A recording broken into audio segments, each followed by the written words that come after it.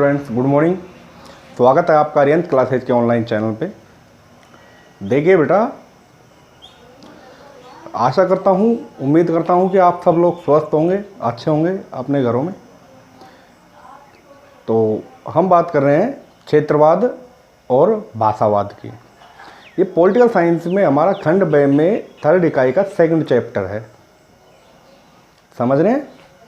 Political science 12th class में खंड ब पार्ट बी में यूनिट थर्ड का सेकंड लेसन है। अब देखिए स्टूडेंट्स, इस लेसन को दो आलोचनाओं में या दो चुनौतियों में डिवाइड किया गया है। जैसा कि ये इकाई जो कि भारतीय राजनीति के समक्ष कुछ चुनौतियां थी, भारतीय लोकतंत्र के समक्ष कुछ चुनौतियां थी, उन चुनौतियों को बेटा हम यहाँ पढ़ रहे हैं।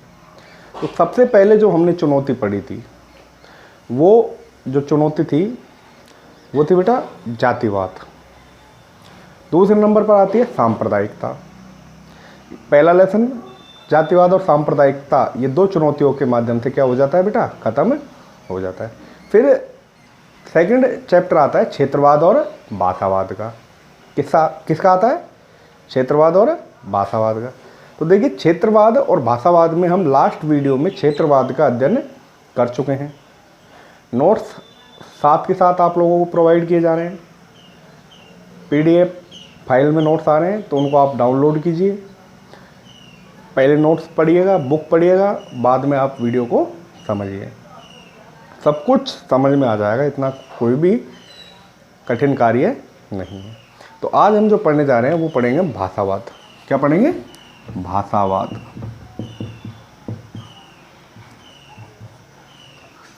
सीधा सा टॉपिक है, छोटा सा टॉपिक है, मात्र 5 मिनट का।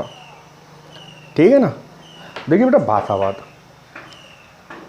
सब जानते हैं कि भारत में कितनी भाषाएं बोली जाती है।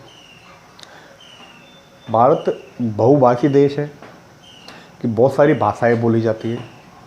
अब ये हमारे राजस्थान में ले लीजिए आप, हम जा रहे हैं राजस्थान में, तो अलवर ज़िले की बात करें तो अलवर में कोई मेवाती भाषा बोलता है, कोई हरियाणवी भाषा बोलता है। ऐसी बहुत सारी भाषाओं का सम्मिश्रण हो जाता है, परंतु भाषाएं तो बहुत बोली जाती है। बेटा, हमको यहाँ उन भाषाओं के बारे में पढ़ना है जो संविधान में उल्लेखित है। किस में उल्लेखित है? संविधान में उल्लेखित है। भाषावाद की अगर हम बात करें तो देखिए, कई सारे अर्थ हैं जो मैं आपको बताऊंगा, नोट कर लीजिएगा आप। पहला कि भाषा के आधार पर, नोट कर लीजिएगा परिभाषा है इसकी, भाषा के आधार पर। और ये 2-4 बस इसकी जो डेफिनेशंस हैं ये याद रख लेना आप, कोई भी एक लिख देना, ठीक है, मान्य हो जाएगी। भाषा के आधार पर संकीर्ण भावनाएं उभर कर, भाषा के आधार पर संकीर्ण भावनाएं उभर कर, ध्यान देना, हिंदी के विरोध की राजनीति करना, हिंदी के विरोध की राजनीति करना। ठीक है बेटा, हिंदी के विरोध की राजनीति करना तथा हिंदी को अन्य क्षेत्रीय भाषाओं के हिंदी को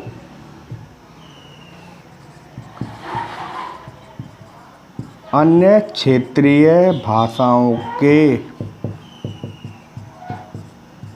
विकास में बाधक समझना। क्या कहलाता है? भाषावाद कहलाता है। देखिए, मैं समझा देता हूँ आपको भाषावाद क्या है। एक बार आप इस डेफिनेशन को ध्यान से पढ़ लीजिएगा कि भाषा के आधार पर संकीर्ण भावनाएं उभर कर आती है और हिंदी के विरोध की राजनीति करती है तथा हिंदी को अन्य क्षेत्रीय भाषाओं के विकास में बाधक समझना भाषावाद कहलाता है। एक परिभाषा ये हो जाएगी। दूसरी परिभाषा आप ये नोट करेंगे बेटा कि भाषा के आधार पर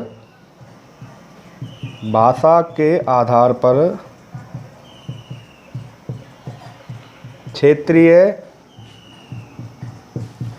भाषाई लोगों द्वारा भाषा के आधार पर क्षेत्रीय भाषाई लोगों द्वारा, किसके द्वारा, हिंदी का विरोध करना, लोगों द्वारा हिंदी का विरोध करना तथा, ध्यान देना कि भाषा के आधार पर क्षेत्रीय भाषाई लोगों द्वारा हिंदी का विरोध करना और हिंदी का अन्य क्षेत्रीय भाषाओं के विकास में, और हिंदी को अन्य क्षेत्रीय का मतलब अभी बताते हैं, भाषाओं के विकास में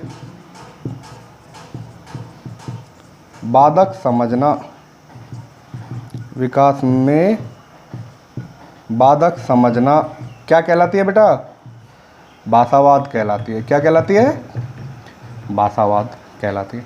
देखिए यहाँ हमने पढ़ा कि भाषा के आधार पर जो संकीर्ण भावनाएं उभर कर आती है, या कि भाषा के आधार पर क्षेत्रीय भाषाई जो लोग होते हैं। देखिए हम बात करें कि राजभाषा की, हिंदी की राजभाषा क्या होगी, तो देखिए सबसे पहले सभी को पता है कि हिंदी की राजभाषा, भारत की राजभाषा हिंदी होगी। क्या होगी, हिंदी होगी, ठीक है ना। अब भारत की राजभाषा हिंदी होगी तो कार्यकाज की भाषा, पारंपरिक भाषा, कार्यकाज की जो भाषा होगी, ऑफिस में जो कार्य करने की भाषा संविधान में जो बताई गई है वो बेटा अंग्रेजी बताई गई है। कौन सी भाषा बताई गई है, अंग्रेजी बताई गई, ठीक है ना। तो ये कह रहा है कि भाषा के आधार पर जो क्षेत्रीय भाषाएं बोली जाती है, जैसे क्षेत्रीय भाषाएं बात करें हम, पंजाबी, गुजराती, मलयालम, तमिल, कन्नड़, अवधी, ये जो भाषाएं बोली जाती है, इन लोगों द्वारा हिंदी का विरोध करना, ठीक है ना, और हिंदी का अन्य क्षेत्रीय भाषाओं के विकास में क्या बाधक समझना, ये क्या कहलाती है, भाषावाद कहलाती है। देखिए भाषाओं के विकास में बाधक मानना भाषावाद कहलाती है। भाषाओं के विकास में जो भाषा बाधक मानी जाती है वो क्या कहलाती है, भाषावाद कहलाती है। मान लीजिए कि गुजराती भाषा के विकास में अगर हिंदी भाषा बाधक बन रही है, वहाँ के क्षेत्रीय, वहाँ के विधानमंडल में अगर हिंदी भाषा बाधक बन रही है तो ये क्या कहलाएगा, भाषावाद कहलाएगा। अर्थात भाषाओं के विरोध में जो भाषा बाधक बनती है वह भाषावाद कहलाती है। देखिए भारत एक विशाल बहुभाषी राष्ट्र है। भारत की जनसंख्या आप पता विशाल है, क्षेत्रफल विशाल है, यहाँ पर बहुत सारे लोग रहते हैं, विभिन्न समुदाय के लोग रहते हैं, संप्रदाय के लोग रहते हैं, बहुत सी भाषाओं वाले लोग भी रहते हैं। आपने देखा बिहारी, बंगाली, राजस्थानी, गुजराती, पंजाबी, मराठी, बहुत सारी भाषाओं वाले लोग यहाँ पर रहते हैं। तो भारत एक विशाल एवं बहुभाषी राष्ट्र है, ठीक है। इसके विभिन्न प्रांतों में अलग अलग भाषाएं बोली जाती है बेटा, कि भारत एक विशाल और बहुभाषी राष्ट्र है। इसके विभिन्न प्रांतों में, प्रांत की बात करें तो वर्तमान में 28 प्रांत है, ठीक है ना, और 9 केंद्र शासित प्रदेश है। तो भारत के विभिन्न प्रांत और केंद्र शासित प्रदेशों में अलग अलग प्रकार की क्या बोली जाती है, भाषाएं बोली जाती है। भारतीय संविधान निर्माताओं ने, जिन्होंने भारतीय संविधान को बनाया था, लास्ट हम पढ़ चुके हैं कि भारतीय संविधान को किन किन लोगों ने, कितने लोगों ने हस्ताक्षर किए थे, किन किन लोगों ने बनाया था, कितना समय लगा था, ये सब बातें हम बेटा पढ़ चुके हैं। तो देखिए भारतीय संविधान निर्माताओं ने राष्ट्रीय एकता को ध्यान में रखते हुए हिंदी को राजभाषा एवं कार्य के लिए अंग्रेजी का प्रयोग किया गया था। सीधी सी बात है, संविधान निर्माताओं ने राष्ट्रीय एकता को ध्यान में रखते हुए हिंदी को राजभाषा का दर्जा दे दिया गया और ऑफिस या कार्यालय के कामकाज के लिए अंग्रेजी को क्या किया गया, अंग्रेजी भाषा का प्रावधान किया गया। इसी तरह भारतीय संविधान के, ध्यान देना बेटा, तो भारत की राजभाषा क्या होगी, हिंदी, और कार्यकाज की भाषा क्या होगी, अंग्रेजी। तो भारत की राजभाषा क्या होगी, हिंदी। देखिए कि राष्ट्रीय एकता को ध्यान में रखते हुए हिंदी को क्या माना गया है, भारत की राजभाषा,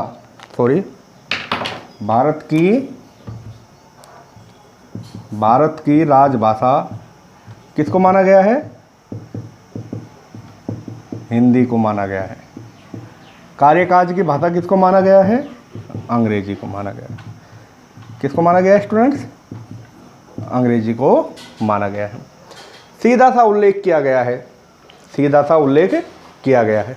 अब उल्लेख कहाँ किया गया है? उल्लेख संविधान में किया गया है कि अनुच्छेद 343 में स्पष्ट उल्लेख किया गया है कि भारतीय संघ की राजभाषा क्या होगी?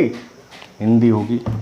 अनुच्छेद 343 में उल्लेख किया गया है कि भारत संघ की राजभाषा, क्वेश्चन पूछता है कि भारत संघ की राजभाषा क्या होगी? अंग्रेजी नहीं है, क्या है? हिंदी। तो भारतीय संघ की राजभाषा क्या होगी? हिंदी। अनुच्छेद 343 के तहत इसको बेटा समझिएगा कि हमारे संविधान के अनुच्छेद 343 में स्पष्ट उल्लेख किया गया है, 343 में स्पष्ट उल्लेख किया गया है कि भारत संघ की राजभाषा क्या होगी? भारत संघ की जो राजभाषा होगी वो बेटा हिंदी होगी। कैसी होगी? हिंदी होगी। ठीक है, अब देखिएगा आगे, ये यहाँ हो गई, हिंदी हो गई। अब देखिए अनुच्छेद 343 से, ध्यान देना, अनुच्छेद 343 से 351 तक, अनुच्छेद 343 से 351 तक, 343 से 351 तक ध्यान देना बेटा। ठीक है ना? किसका उल्लेख किया गया है अनुच्छेदों में? भाषाओं का उल्लेख किया गया है। किसका उल्लेख किया गया है? भाषाओं का उल्लेख किया गया है। ध्यान देना, अनुच्छेद 343 से 351 तक किसका उल्लेख किया गया है बेटा? भाषाओं का उल्लेख किया गया है। अब देखिए आगे कौन कौन सी भाषाओं का उल्लेख किया गया। 351 तक भाषाओं का उल्लेख किया गया है।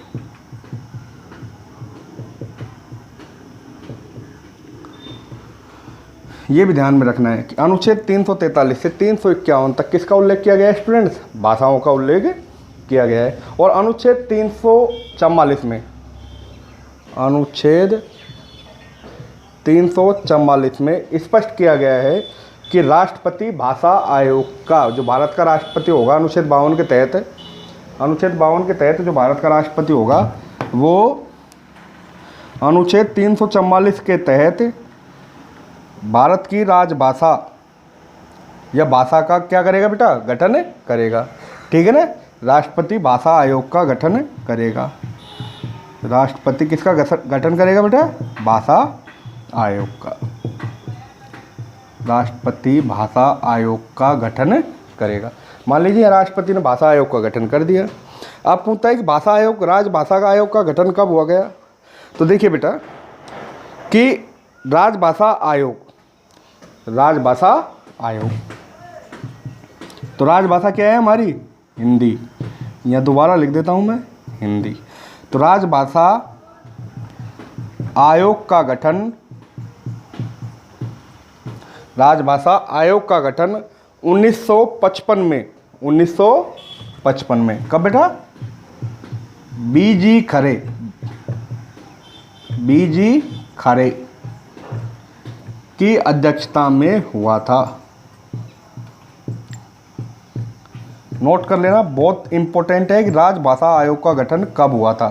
तो देखिए राजभाषा आयोग का गठन 1955 में बीजी खरे की अध्यक्षता में हुआ था। कब हुआ था? 1955 में। ध्यान रह जाएगा।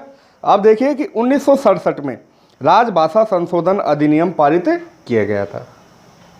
ये नोट कर लेना। फिर पूछता है कि राजभाषा संशोधन अधिनियम कब पारित किया गया था?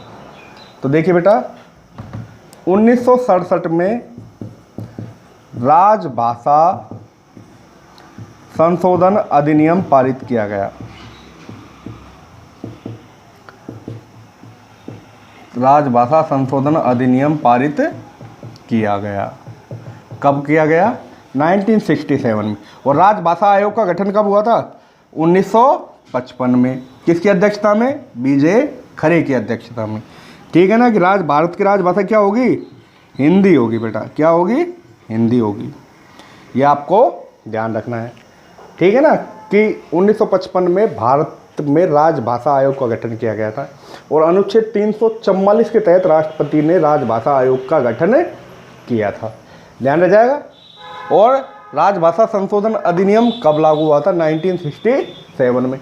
ये ध्यान रखना है आप लोगों को कि राजभाषा संशोधन अधिनियम कब लागू हुआ था? 1967 में। अब आगे देखिए, राजभाषा आयोग का गठन हो गया, इसमें संशोधन हो गया। कि कोई भी संशोधन किया जा सकता है। अब बेटा एक और जो बात आती है वो आती है त्रिभाषा फॉर्मूले की। किसकी आती है? त्रिभाषा फॉर्मूले की। त्रिभाषा देखिए, जैसा कि नाम से पता चल रहा है, त्रिभाषा, त्रिभाषा फॉर्मूला। अब ये त्रिभाषा फॉर्मूला क्या है? देखिए, राजभाषा कौन सी होगी हमारी? अभी आप लोग बताएंगे, हिंदी। कौन सी होगी स्टूडेंट्स? हिंदी। कार्यकाज की भाषा कौन सी होगी? अंग्रेजी। अब 3 भाषाओं का उल्लेख किया गया है, तो एक भाषा बची यहाँ पर। भाई कितनी भाषाओं का उल्लेख किया गया है? 3 भाषाओं का उल्लेख किया गया है। तो 2 भाषाएं तो हमने लिख ली। राजभाषा कौन सी होगी? हिंदी होगी। कार्यकाज की भाषा कौन सी होगी? अंग्रेजी होगी। ठीक है ना? या इसको हम कार्यकाज की भाषा के साथ साथ संपर्क भाषा भी कह सकते हैं। हाय हेलो वाली भाषा भी, संपर्क भाषा, हाय हेलो वाली भाषा भी कह सकते हैं। ठीक है ना? अब 2 भाषाएं हो गई, पहली दूसरी। अब तीसरी भाषा जो होगी वो क्षेत्रीय भाषा होगी। कौन सी भाषा होगी? क्षेत्रीय भाषा होगी। अब क्षेत्रीय भाषा जो संविधान में उल्लेखित है, क्योंकि संविधान में 22 भाषाओं का उल्लेख किया गया है। कितनी भाषाओं का उल्लेख किया गया है? 22 भाषाओं का। इन 22 भाषाओं में से जो भी भाषा यहाँ आएगी वो क्षेत्रीय भाषा कहलाएगी। किसी एक का नाम नहीं ले रहे, ठीक है ना? जो भी इन 22 भाषाओं में से, तो ये त्रिभाषा फॉर्मूला हो जाएगा। एग्जामिनर पूछता है त्रिभाषा फॉर्मूला क्या है? तो त्रिभाषा फॉर्मूला ये होगा कि भारत संघ की राजभाषा हिंदी होगी, ठीक है ना? संपर्क भाषा या कार्यकाज की भाषा अंग्रेजी होगी, और तीसरी जो भाषा होगी वो क्षेत्रीय भाषा होगी। जैसे पंजाबी है, तमिल है, मलयालम है, कन्नड़ है, अवधी है, जो भी भाषा संविधान में उल्लेखित है उस भाषा का उल्लेख यहाँ पर किया जा सकेगा। इसके तहत सरकारी सेवाओं में, सरकारी सेवाओं में ध्यान देना बेटा, ये हो गया त्रिभाषा फॉर्मूला। इसके तहत सरकारी सेवाओं में पत्राचार के साथ साथ, जो पत्राचार का जो माध्यम होता है वो प्रतियोगी परीक्षाएं भी होती है। देखिए, तो आपने देखा होगा प्रतियोगी जो परीक्षाएं होती हैं, इसके तहत सरकारी सेवाओं में पत्राचार के माध्यम के साथ साथ जो भी प्रतियोगी परीक्षाएं होती हैं उनमें भी त्रिभाषा फॉर्मूला अप्लाई किया जाता है। अब जैसे हिंदी, जैसा कि हम अधिकतर देते हैं, किसी का मीडियम इंग्लिश है तो वो मीडियम इंग्लिश में देता है। बेटा तीसरी क्षेत्रीय भाषा का भी हम वहाँ पर उपयोग कर सकते हैं। आप जाओगे तो आपको क्षेत्रीय भाषा का भी ऑप्शन मिलेगा, ठीक है ना? जो भी कोई आप पात्रता, जो भी कोई आप मतलब पात्रता परीक्षा दोगे उसमें आपको क्षेत्रीय भाषा का भी अध्ययन मिलेगा, जो कि आपके संविधान में उल्लेखित है। तो इसके तहत सरकारी सेवाओं में पत्राचार के साथ साथ प्रतियोगी परीक्षाएं हिंदी व अंग्रेजी के साथ साथ अन्य प्रादेशिक भाषा में ली जाएगी। आगे देखिए कि हिंदी का विकास निरंतर रूप से इसी प्रक्रिया का क्या होगा बेटा? हिस्सा होगा कि हिंदी का विकास धीरे धीरे बढ़ रहा है। हिंदी एवं प्रादेशिक भाषाएं परस्पर सहयोगी बनकर विकास भी करेगी एवं भाषावाद भी मिटेगा, ठीक है ना? ये जो भाषाएं होंगी, क्षेत्रीय भाषा को हिंदी से श्रेष्ठ मानने की प्रवृत्ति से भाषावाद पनपा है। अब भाषावाद क्यों पनपा है? जो क्षेत्रीय भाषा है ना, उससे भी श्रेष्ठ किसको माना जाता है? देखिए, मैंने आपको पहले ही बताया था कि जो हम टॉपिक्स पढ़ रहे हैं, जैसे कास्टिज्म, रीजनलिज्म, ठीक है, भाषावाद, आतंकवाद, इसमें क्या होता है कि अपने धर्म को क्षेत्र या प्रांत या राज्य से भी ज़्यादा मान्यता दिया जाता है। तो ये भाषावाद भी क्यों पनप रहा है कि यहाँ क्षेत्रीय भाषाओं से भी ज़्यादा किसको महत्व दिया जा रहा है? सॉरी, राष्ट्रीय भाषाओं से भी ज़्यादा किसको महत्व दिया जा रहा है? क्षेत्रीय भाषाओं को यहाँ पर महत्व दिया जा रहा है कि क्षेत्रीय भाषा को कि भाषावाद क्यों पनप रहा है कि क्षेत्रीय भाषा को राजभाषा, तो राजभाषा कौन सी है? हिंदी से भी जहाँ पर श्रेष्ठ माना जाता है वहाँ पर क्या पनप जाता है? भाषावाद पनप जाता है, ठीक है ना? कि क्षेत्रीय भाषा को हिंदी से श्रेष्ठ मानने की प्रवृत्ति से भाषावाद पनपा है। आगे देखिए, भाषावाद राष्ट्रीय एकता के लिए, भाषावाद राष्ट्रीय एकता के लिए चुनौती न बने, इसके लिए यह आवश्यक है कि भाषाई आदान प्रदान हेतु सांस्कृतिक व शैक्षणिक गतिविधियों का विस्तार किया जाए।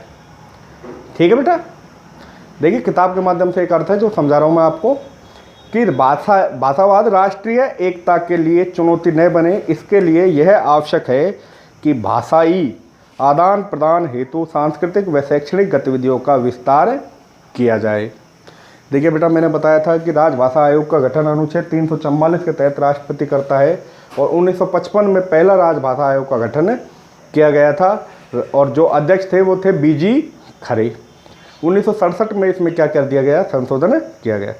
ठीक है ना। तो भाषा के आधार पर क्षेत्रीय भाषाई लोगों के द्वारा हिंदी का विरोध करना तथा अन्य क्षेत्रीय भाषाओं को हिंदी से भी उच्च मानना भाषावाद का प्रमुख कारण होगा। अब कुछ भाषावाद की समस्या के समाधान है।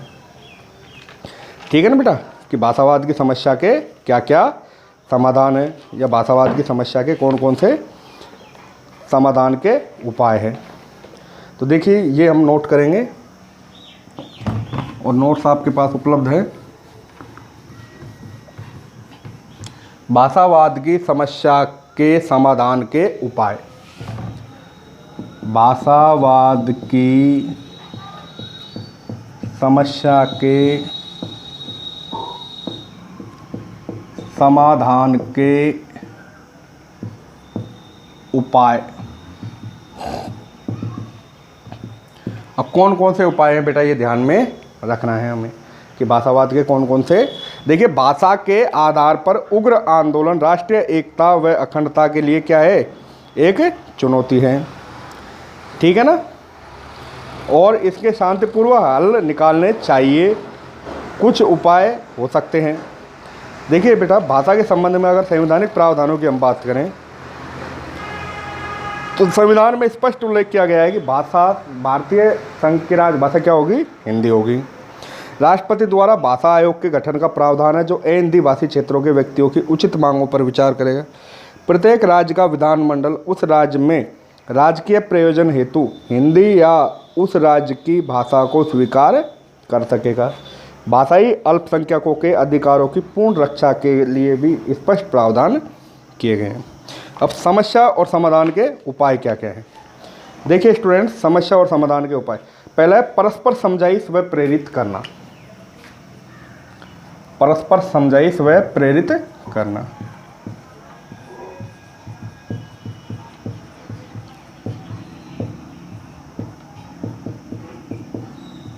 पहला हो जाएगा परस्पर समझाइश व प्रेरित करना।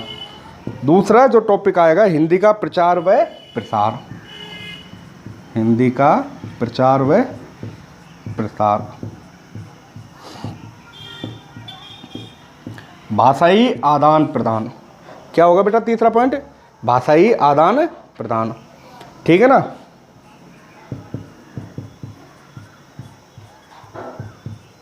भाषाई आदान प्रदान। पर्यटन को बढ़ावा देना। पर्यटन को बढ़ावा देना।